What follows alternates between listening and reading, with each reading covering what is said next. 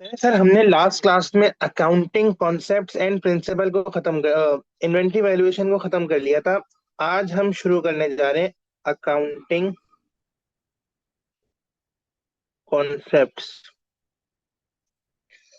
Sir देखिए, accounting concepts पढ़ते ही क्यों हैं सर, इसको भी देख लेते हैं जरा हम, रीजन क्या है पढ़ने की। जरा हम सबसे पहले इस चीज को देखते हैं। सर ये हमारे पास है कुछ डेफिनेशंस, ठीक है। साथ साथ हमें इसको भी देखनी पड़ेगी। नहीं सर ये नहीं है, इसको आप इस तरह करें, पूरा आएगा नहीं है। हाँ ठीक है।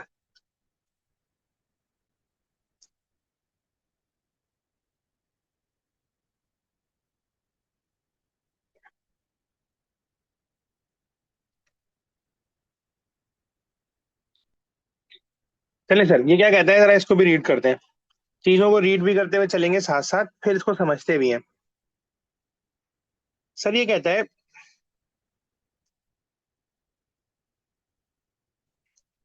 Account basic concept, financial accounting as we know it today, it is the result of several centuries of evaluation. Evaluation नहीं एवोल्यूशन है। Accounting has developed to cope with increasingly complex business world, and it has been necessary over the year to devise a practical solution to many new accounting problems. This is so as many procedures are operated automatically by people who have never questioned whether alternative methods can exist which have equal validity. ठीक है। और however the procedure in common use imply the acceptance of certain concept and convention which is accounted now used to guide them in their work। Sir मैं इसको आसान से अल्फाज में समझाता हूँ। सर देखिए, अगर मेरे पास कॉन्सेप्ट ना हो, अगर मेरे पास कॉन्सेप्ट ना हो तो मुझे मसला होगा। हम उस मसले को लेकर चलते हैं। मैंने इस पॉइंट ऑफ टाइम पर, जस्ट पॉइंट ऑफ टाइम पर मैं आपको ये टॉपिक पढ़ा रहा हूँ। मैंने आपको सिर्फ और सिर्फ एक अकाउंटिंग प्रिंसिपल पढ़ाया है, जिसका नाम है कौन सा प्रिंसिपल पढ़ाए थे लास्ट क्लास में, मैंने उसको डिस्कस भी किया था, बता सकते हैं? एक प्रिंसिपल मैंने आपको अभी तक पढ़ाया है जिसका नाम है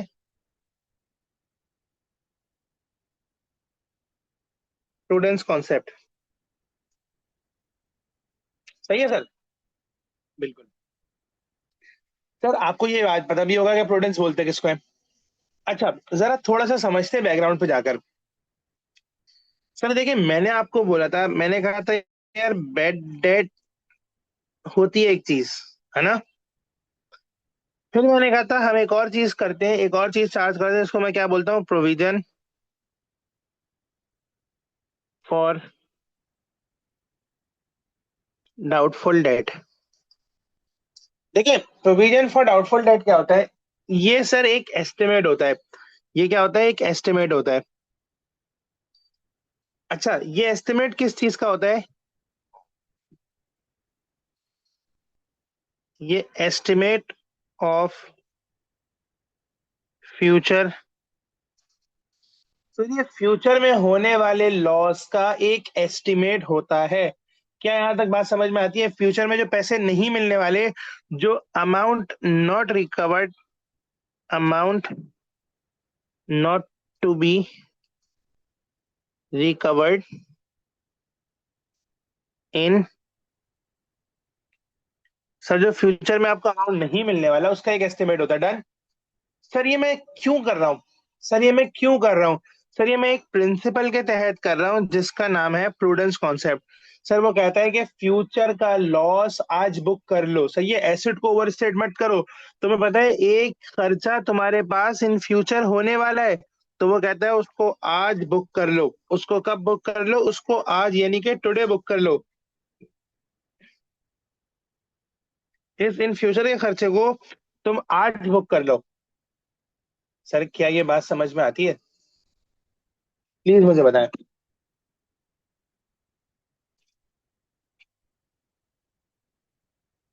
कि मैं क्यों इसको रिकॉर्डिंग करने जा रहा हूँ आज।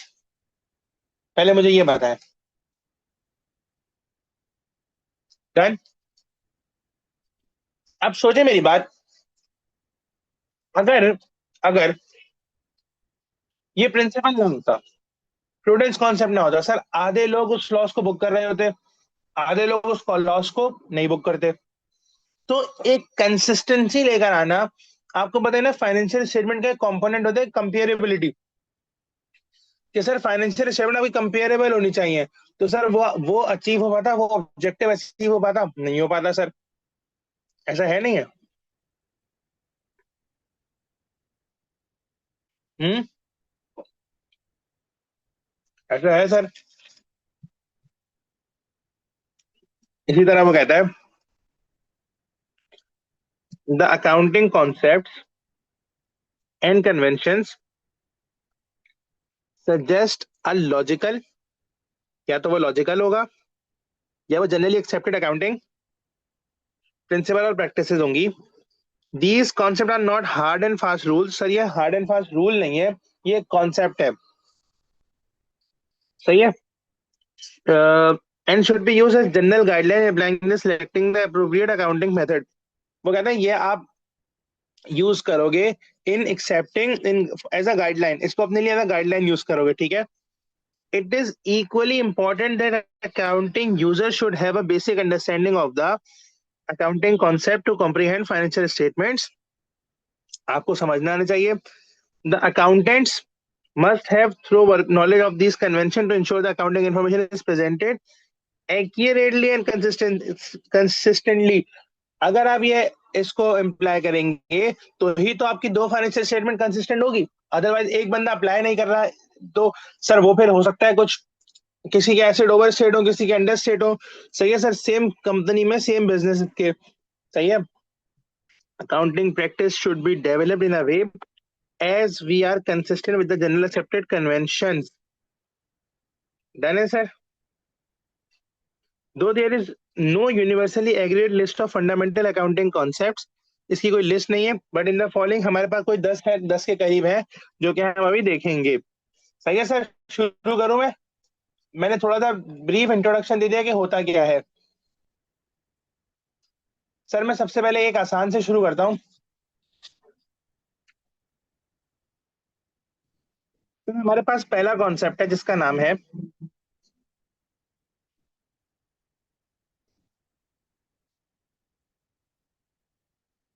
Matching concept.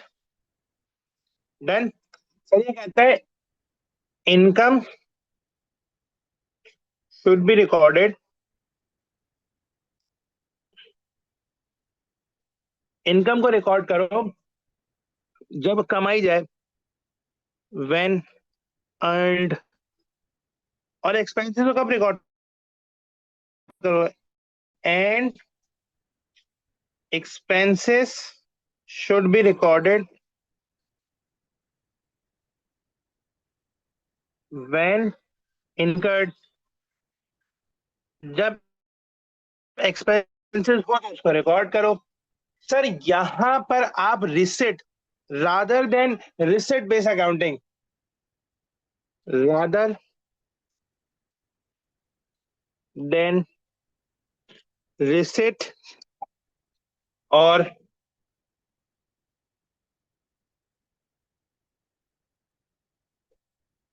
Payment of cash, है ना सर। वो कहता है भाई इनकम को रिकॉर्ड करो जब अर्न किया जाए, एक्सपेंस को रिकॉर्ड करो जब अ, जिस साल इनकर की हो, rather than receipt based accounting, और रिसिट बेस्ड अकाउंटिंग करो। सर इसकी एक एग्जांपल है। सर ये एक मंथ है, 1 जनवरी से लेकर 1 दिसंबर से लेकर 31 दिसंबर, एंड देन सर फिर नॉर्मली 7 जन। देखिए क्या होगा। अब ना सर मैं आपको ना पूरी अकाउंटिंग भी सिखाता हुआ चलूंगा इंशाअल्लाह ताला, ठीक है। अब गौर से समझिएगा। सर यहां पर आपका इलेक्ट्रिसिटी बिल आएगा, ठीक है। लेट से 30,000 का बिल आया इलेक्ट्रिसिटी का। सर आपको पता है 7 जनवरी को, या रेंट है, इसको आसान रखते हैं सर, रेंट है, 30,000 का रेंट है, ठीक है। 30,000 का रेंट है मंथ। रेंट आपको पता है मंथ का रेंट है 31 दिसंबर, पूरे मंथ का रेंट है 1 दिसंबर से लेकर 31 दिसंबर तक का रेंट, दैट इज 30,000। सर ये पे कब होगा? रेंट पेड ऑन दिस 7 जन, ठीक है, 7 जनवरी को रेंट पे किया गया। अब वो कहता है कि इस रेंट की बुकिंग करो। सर कैसे? Rent expense debit, rent payable credit. Sir ये एंट्री कब बनाओ? वो कहता है ये एंट्री बनाओ 31 दिसंबर को, to ensure the correct accounting period entry. Sir फिर क्या हुआ? सर फिर आपने इसकी करी पेमेंट, कब करी? 7 जैन को। आपने कहा रेंट पेबल डेबिट और बैंक क्रेडिट 30,000। सर मुझे एक बात बताएं, रेंट रिकॉर्ड कब हुआ? सर रेंट एक्सपेंस जो रिकॉर्ड हुआ वो आपके 31 दिसंबर को ही हुआ, यानी कि रेंट एक्सपेंस जो रिकॉर्ड हुआ वो 31 दिसंबर को हुआ। हाँ पेमेंट रिकॉर्ड हुई अगले साल, पेमेंट अगले साल रिकॉर्ड हुई, पेमेंट अगले साल रिकॉर्ड हुई। वो यही कहता है, वो कहता है रिसिट पर कभी भी रिकॉर्ड मत करना, पेमेंट हुई अगले साल। तो अब अगर एक बंदा ये अकाउंटिंग करे, अगर एक बंदा ये अकाउंटिंग करे कि वो 7 जैन को आए, वो कहे रेंट एक्सपेंस डेबिट और बैंक क्रेडिट 7 जैन को 30,000 से, तो सर वो कहता है ये अकाउंटिंग एंट्री गलत कहलाएगी। सर ये वो कहता है ये अकाउंटिंग एंट्री गलत कहलाएगी। 7 जैन को आप एक एंट्री पास कर दें अगर, rent expense debit bank credit 30,000 से, सर वो कहता है ये accounting entry is wrong. Sir ये बात समझ आती है आपको?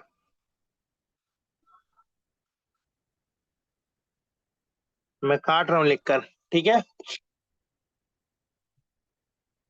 तो सर आपको अक्रूवल इसके अक्रूवल करनी पड़ेगी। रेंट बुक कर लिया और फिर आपने क्या किया? पे करा दिया, यानी कि 31 दिसंबर का रेंट रिकॉर्ड हो गया। पेमेंट तो बाद में हो सकती है ना भाई, पेमेंट का मसला थोड़ी, rent actually correct correct accounting period में रिकॉर्ड करने का मसला है, ठीक है। अब यहाँ पर वो कहता है, इस एग्जांपल को आप नीचे ले जाएं।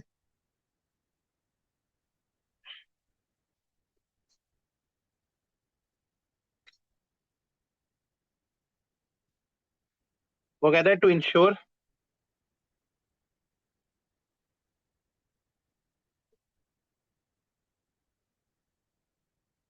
That revenue,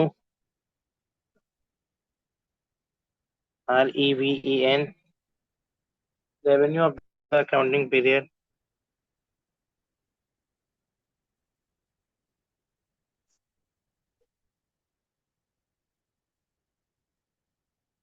is matched against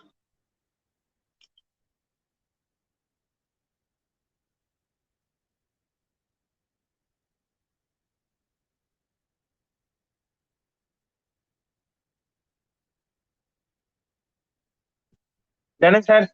और सर इसकी एग्जांपल क्या होगी? सर इसकी एग्जांपल मेरे पास होगी,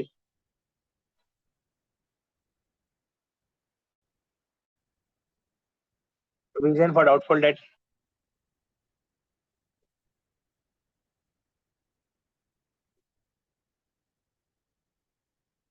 और इंक्लूड एक्सपेंस। डन है sir. Is that clear?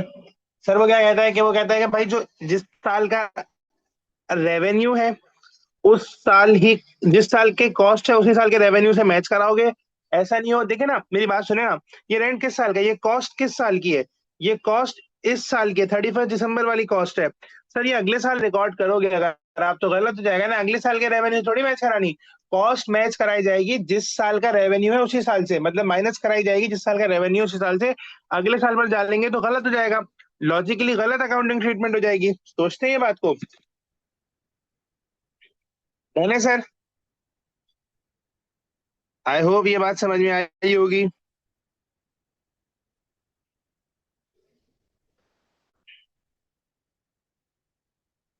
Sir हमारे पास मैचिंग कॉन्सेप्ट कहाँ गया, ये रहा।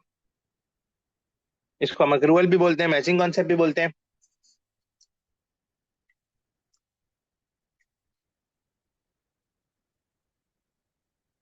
इसको रीड कर लेते हैं, बहुत डिटेल्ड में एक्सप्लेन्ड है एक एक कॉन्सेप्ट।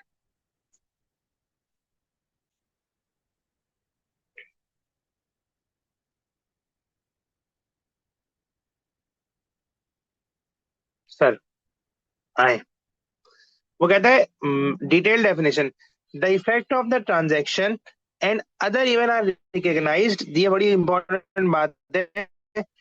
व्हेन दे अकर, जब इनकर हो, नॉट व्हेन कैश और इट्स इक्विवेलेंट रिसीव्ड और पेड। वो कहता है ना कि जब आपको कैश या उसके इक्विवेलेंट कुछ भी मिले, यानी कि भाई आपको जब अपने उस पर रिकॉर्ड करो, नॉट कि जब आपको कैश मिले या फिर आप उसके इक्विवेलेंट कुछ पे करो या रिसीव करो। Expenses incurred in generating revenue during a specific period must be match, जिस साल की कॉस्ट होगी उसी साल के एक्सपेंस से मैच की जाएगी, ये बात है। डन।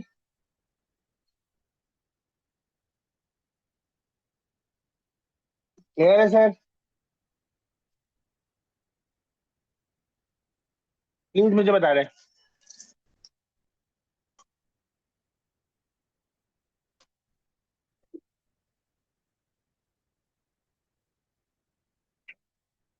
एक स्टेप और आगे बढ़ूं।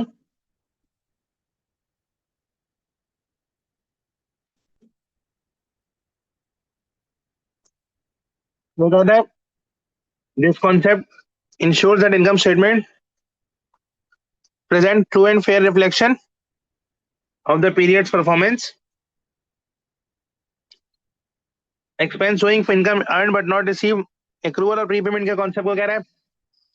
Case study, a company receive a water bill in January 26 for service consumed during the December 25, water bill मिला तो उसकी अक्रूवल होगी दिसंबर में, पे वो जनवरी में हो रहा होगा। The water bill is treated as an expense for the year ended December 25, ठीक है, recorded as an accrued expense in the statement of financial position because that is when expense incurred, जब incur हुआ जब record होगा। regardless, ये important है, regardless of the fact to the payment date, जब payment होगी उसको नहीं देखना है, जब इनकर हुआ उसको देखना है। सर ये हो गया मैचिंग कॉन्सेप्ट। अच्छा मैं आसान आसान पहले पढ़ा रहा हूँ, इसलिए ये मेरे नोट्स में 9वें नंबर पर है, पढ़ा मैं इसको पहले नंबर पे रहा हूँ मैचिंग कॉन्सेप्ट को, ठीक है। आइए सर आगे दूसरा कॉन्सेप्ट शुरू करते हैं। एक और मैं कॉन्सेप्ट आपको पढ़ा चुका हूँ, उसको शुरू करने जा रहा हूँ सर मैं। कॉन्सेप्ट नंबर 2, जिसका नाम है प्रूडेंस कॉन्सेप्ट। आसान सा है।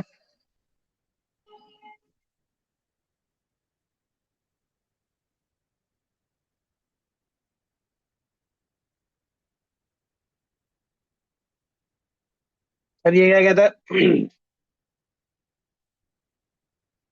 प्रॉफिट्स या income and assets should not be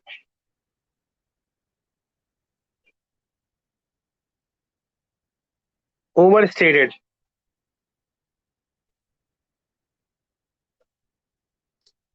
and losses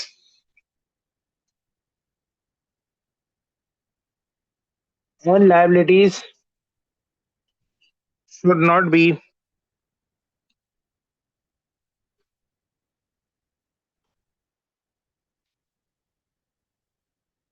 understated।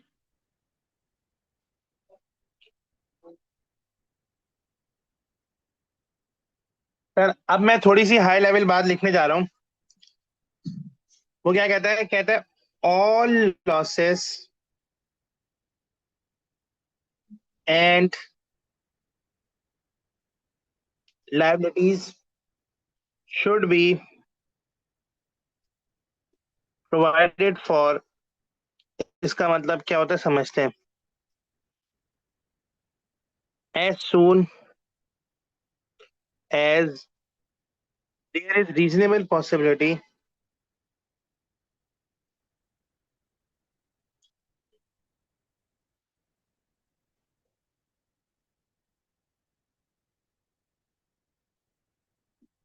that such losses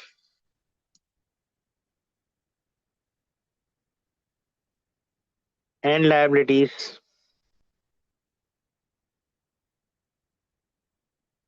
will be incurred in future.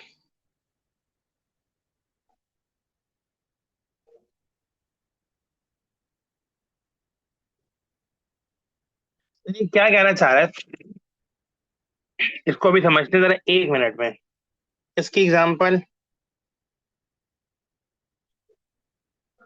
अभी मैंने आपको रिसेंट में दो चीजें पढ़ाई, तीन चीजें पढ़ाई। Provision for doubtful debt, then depreciation, and then NRV losses। Sir इसको समझते हैं आप जरा जल्दी से। वो कहता है प्रॉफिट या इनकम, वो क्या कहता है, वो कहता है प्रॉफिट या इनकम को रिकॉर्ड करो एज सून, जितने जैसे ही वो प्रॉफिट और इनकम को ओवरस्टेट ना करो, should not be overstated, and losses and liabilities should not be understated. Sir ये दोनों बातें समझ में आती हैं। कहता है प्रॉफिट और इनकम को ओवरस्टेट मत करो, लॉसेज और लायबिलिटी को अंडरस्टेट मत करो। डन। फिर वो कहता है all losses and liabilities. Sir अब ये बड़ी इंपॉर्टेंट बात है, वो कहता है सारी लॉस और liability should be provided for. Sir इस प्रोवाइडेड फॉर का मतलब क्या है, मतलब ये है इस प्रोवाइडेड फॉर का कि ये रिकॉर्ड करो, रिकॉग्नाइज करो, रिकॉर्डेड। सर उसको रिकॉर्ड कर लो कब, जब there is a reasonable possibility, जब आपको ये लग जाए कि ये लॉस मुझे हो जाएगा, ये हो जाएगा। देखिए सर मुझे लगता ही तो है फ्यूचर में एक प्रोविजन फॉर डाउट, मुझे लगता तो है एक लॉस होगा फ्यूचर में, उसी की तो प्रोविजन आज बुक कर रहा हूँ। सर मुझे लगता तो है फ्यूचर में मुझे कम पैसों में बेचना पड़ेगा अपनी इन्वेंट्री को, इसीलिए तो मैं एनआरवी लॉस बुक कर रहा हूँ। सर मुझे लगता है मेरी चीजों की, मेरी एसेट्स की, नॉन करंट एसेट की वैल्यू गिर जाएगी, इसलिए तो मैं उसको डेप्रिशिएट कर रहा हूँ। सर ये बात समझ आती है आपको? प्लीज मुझे बताएं जल्दी से, जल्दी से बता दें। Is that clear? सर इसको मिटा दें ताकि कम से कम पढ़ने में तो आए।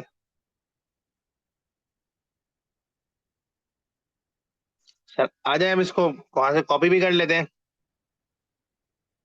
प्रूडेंस कॉन्सेप्ट को। मटेरियलिटी नहीं नहीं नहीं नहीं नहीं, ये रहा प्रूडेंस। सर ये कहता है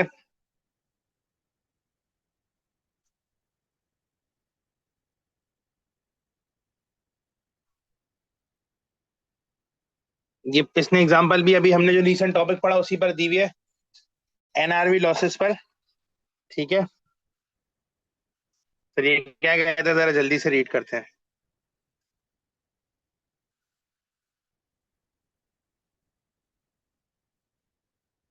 सर ये कहता है detail definition, caution, a policy of caution should be adopted when preparing financial statements। ठीक है। accountant must anticipate all potential losses and expense as soon as they become probable। probable मतलब आपको लगता है कि आप हो जाएंगे। they must only recognize profit when they are actually earned। Sir देखें ये क्या कहता है, इसको समझिएगा जरा। वो कहता है प्रॉफिट एक्सपेंसेस तुम्हें लगे ना, एक्सपेंसेस या लॉसेस अगर तुम्हें लगे तो तुम रिकॉर्ड कर लो, रिकॉर्ड व्हेन प्रोबेबल। सर तुम्हें लगे कि हो जाएगा, प्रोबेबिलिटी है इसकी होने की, तो तुम रिकॉर्ड कर लो। इनकम या गेन उस वक्त उस वक्त तक मत रिकॉर्ड करना जब तक एक्चुअली में हो ना जाए। Recognise, recognise only when incurred. मुझे मेरे साथ कंक्लूड करें, क्या कहता है, जब तुम्हें लगे कि तुम्हारे पास इनकम, जब तुम्हें लगे कि तुम्हें एक खर्चा होने वाला है फ्यूचर में, उसको रिकॉर्ड कर लो। एक्सपेंस होने वाला है, लॉस होने वाला है फ्यूचर में, रिकॉर्ड कर लो। लेकिन इनकम और गेन, इनकम और गेन, क्योंकि तुम्हें जब तक ना हो, जब तक रिकॉर्ड ना करना। ये बात समझ आती है? The core rule, anticipate no profit, provide for all losses. Anticipate no profit कहता है कोई प्रॉफिट को एंटिसिपेट मत करो, प्रोवाइड करो ऑल लॉसेस को। अगर कोई लॉस फ्यूचर में होने वाला है उसको आज ही रिकॉर्ड कर लो। This approach aims to prevent the over statement of profit. ये क्या करती है? ओवर स्टेटमेंट को प्रिवेंट करती है। किस चीज के? प्रॉफिट के ओवर स्टेटमेंट को और एसेट के ओवर स्टेटमेंट को। स्टॉप करती है प्रॉफिट और एसेट के ओवर स्टेटमेंट को, और अंडर स्टेटमेंट को लायबिलिटी और एक्सपेंसेस के। And more reliable of picture, more reliable picture of your financial statement provide करती है। अब इसकी केस स्टडी देखें। कहता है at the end of 2026 inventory cost थी 1000।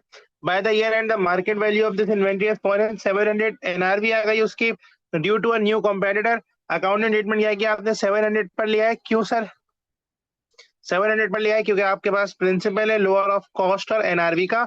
और वो जो 300 का जो एंटिसिपेटेड लॉस था जब आप बेचते, देखे ना, ये जो एनआरवी पर जो लॉस है, एनआरवी पर जो लॉस है 300 का, ये कब होगा? जब आप इसको बेचेंगे। ऐसा है? ये कब होगा? सर ये जो एनआरबी लॉस है, कॉस्ट थी आपकी 1000 रुपए, एनआरबी थी 700। ये जो सर डिफरेंशियल है 300 का, ये एक लॉस है जिसको हम एनआरबी लॉस कहते हैं। सर ये कब होगा? ये इनकर्ड कब होगा? इनकर्ड कब होगा? सर ये इनकर्ड होगा व्हेन प्रोडक्ट को हम सेल करेंगे, व्हेन प्रोडक्ट सोल्ड। जब आप प्रोडक्ट बेचेंगे, व्हेन प्रोडक्ट सेल, है ना? जब आप बेचेंगे जब होगा ना ये लॉस। लेकिन वो कह रहा है कि ये फ्यूचर लॉस है, ये फ्यूचर का लॉस है, इसको आज रिकॉर्ड करो। Record today. Why? Because prudence concept. Sir ये बात समझ आती है? मुझे बताएं प्लीज, जल्दी से बता दें। ठीक है, मैं आपको ना फिर बता रहा हूँ, दोबारा एक दफा और बताता हूँ। सर दोबारा एक चीज को समझिएगा। देखिए आप खड़े हुए हैं सर, आपने ना, मैं 3 चीजें बता रहा हूँ।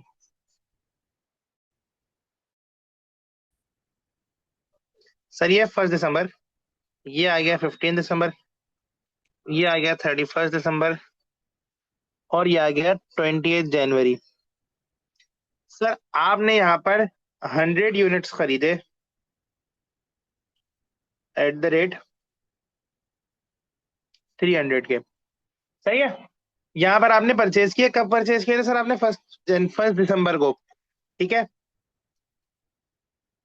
ये क्या है? 300 इसकी कॉस्ट है। सर 31 दिसंबर को क्या हुआ?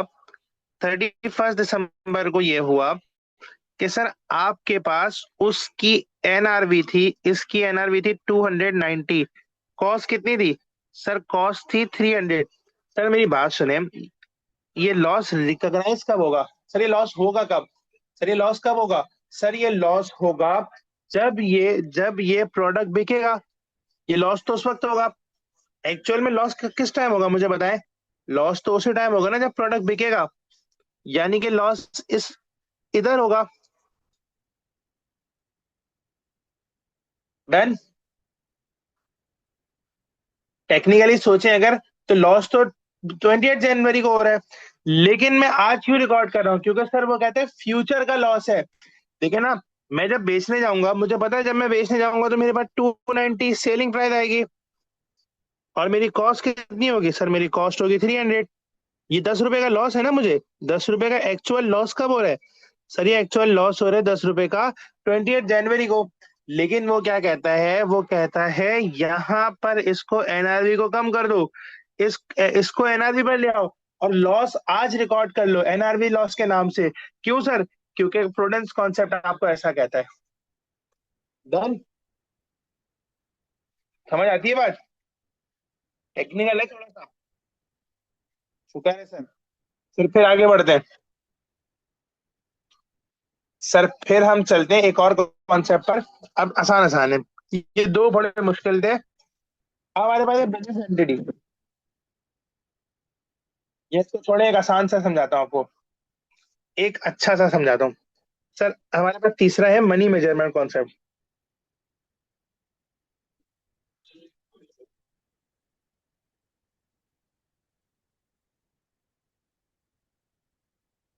सर ये क्या कहता है? ये बिल्कुल आसान सा है। ये कहता है only transaction and events,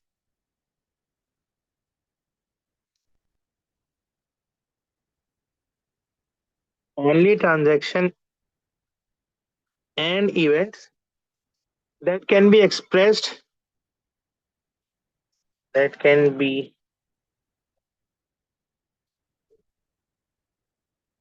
in terms of money, that can be expressed in terms of money in monetary terms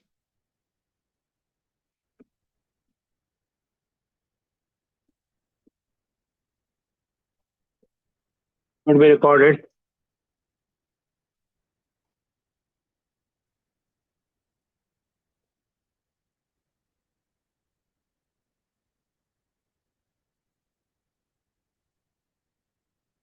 in financial statement। सही है sir?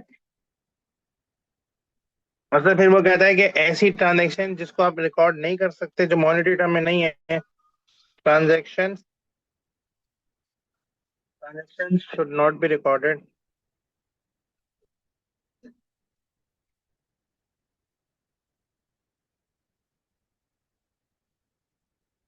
which cannot be expressed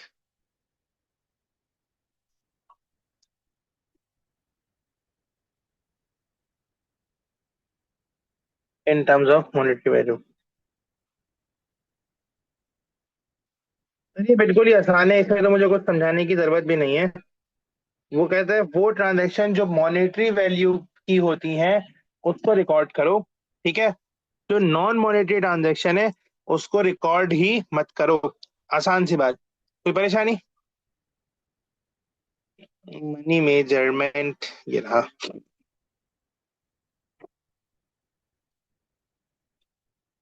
Done?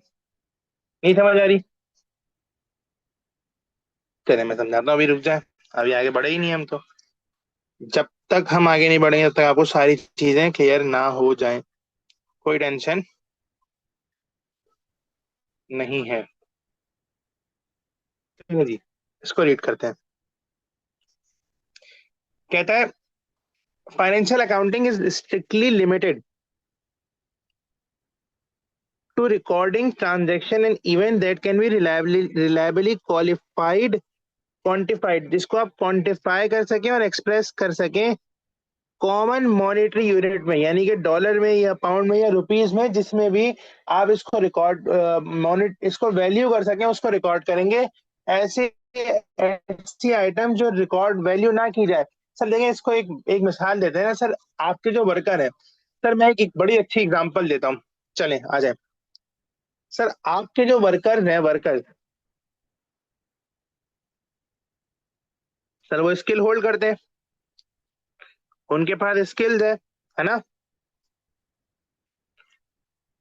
Assume करें आपके जो वर्कर्स हैं उनके पास स्किल्ड है, वो skilled workers हैं, आपके वर्कर्स हैं स्किल्ड, ठीक है जी। और आपके यही स्किल्ड वर्कर्स, सर आपने इन वर्कर के साथ लेट से 100 वर्कर्स हैं, आपने इनके साथ कॉन्ट्रैक्ट किया हुआ है कि ये आपको 2 इयर्स तक सर्व करेंगे, ठीक है। 2 साल से पहले आपको छोड़कर नहीं जा सकते। तो सर ये आपके बेनिफिट नहीं है? आपको नहीं लगता ये वर्कर जो है, जो आपको 2 साल तक सर्व करेंगे, ये आपके बेनिफिट है? हाँ सर, 2 साल तक तो ये छोड़ के जा ही नहीं सकते कहीं पर भी। ये तो आपको 2 साल तक सर्व करेंगे, तो आपका एसेट है, मेरे हिसाब से तो एसेट है, ठीक है। तो सर इसको बुक कर लेना, रिकॉर्ड कर लें। लेकिन सर कैसे करेंगे? उनके जो स्किल्स हैं उसके आप पैसे मेजर कर सकते हैं? नहीं कर सकते ना, पैसे मनी के टर्म में मेजर नहीं कर सकते। आप बोले हम उनकी सैलरी को कैपिटलाइज कर लें, नहीं। सैलरी को कैपिटलाइज थोड़ी कर सकते, उनकी स्किल को कैपिटलाइज करना है। स्किल को कैसे कैपिटलाइज करेंगे? उसको पैसों के टर्म में मेजर कर सकते हैं? कर ही नहीं सकते। उसको पैसों के टर्म्स में मेजर तो नहीं कर सकते, तो सर इससे रिकॉर्ड नहीं कर सकते। अब इसको रीड करते हैं। This concept provide a practical way to summarise vastly different items like machinery, salary, inventory. Sir मैं इनको क्वांटिफाई कर सकता हूँ? हाँ सर, इन्वेंट्री की वैल्यू को क्वांटिफाई कर सकता हूँ, सैलरी की वैल्यू को क्वांटिफाई कर सकता हूँ, मशीन की वैल्यू को क्वांटिफाई कर सकता हूँ। वो कहता है रिकॉर्ड कर लो। ठीक है, क्यों? क्योंकि क्वांटिफाई हो सकती है। The primary limitation is the omission of vital non monetary information. Sir ये जो नॉन मॉनेटरी आइटम इन्फॉर्मेशन है इसको मैं क्वांटिफाई नहीं कर सकता। स्टाफ की लॉयल्टी आपको नहीं लगता आपका एसेट है? बिल्कुल है। प्रोडक्ट की क्वालिटी आपको नहीं लगता अच्छी प्रोडक्ट की क्वालिटी होगी वो आपका एसेट है? बिल्कुल है। सर तो ये सारी चीजें आपके ख्याल में रिकॉर्ड होनी चाहिए ना? लेकिन सर नहीं कर सकते, क्यों नहीं कर सकते? क्योंकि ये ऑब्जेक्टिवली मेजर नहीं हो सकती करेंसी में। सही है। कहता है company auto corporation develops a powerful new engine design. तो ये इसका एसेट है ना, which makes there workforce highly valuable. लेकिन सर आप इसको क्वांटिफाई नहीं कर सकते, तो आप इसको रिकॉर्ड भी नहीं कर सकते। The skill of the workforce is not recorded in the financial statement, only the cost of material used in research and development और the salaries paid to employ are quantifiable and recorded. Research and development, sir वो आप उन चीजों को record ही नहीं कर सकते।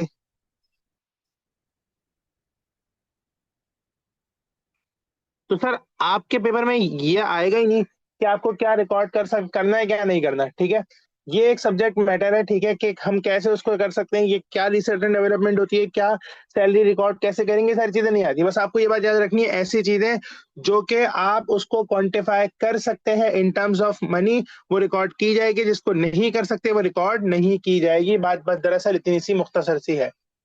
Sir ये समझ में आ गई बात? क्लियर है? तीन कॉन्सेप्ट हमने आज पढ़ लिए। तीन चार कॉन्सेप्ट हम नेक्स्ट क्लास में पढ़ेंगे। दो बड़े बड़े कॉन्सेप्ट पढ़े हमने आज। बाकी अब कुछ छोटे छोटे हैं कॉन्सेप्ट, वो हम नेक्स्ट क्लास में पढ़ेंगे। ठीक है। बाकी हम हमारे पास 7 कॉन्सेप्ट बाकी है। ठीक है, कोई बात?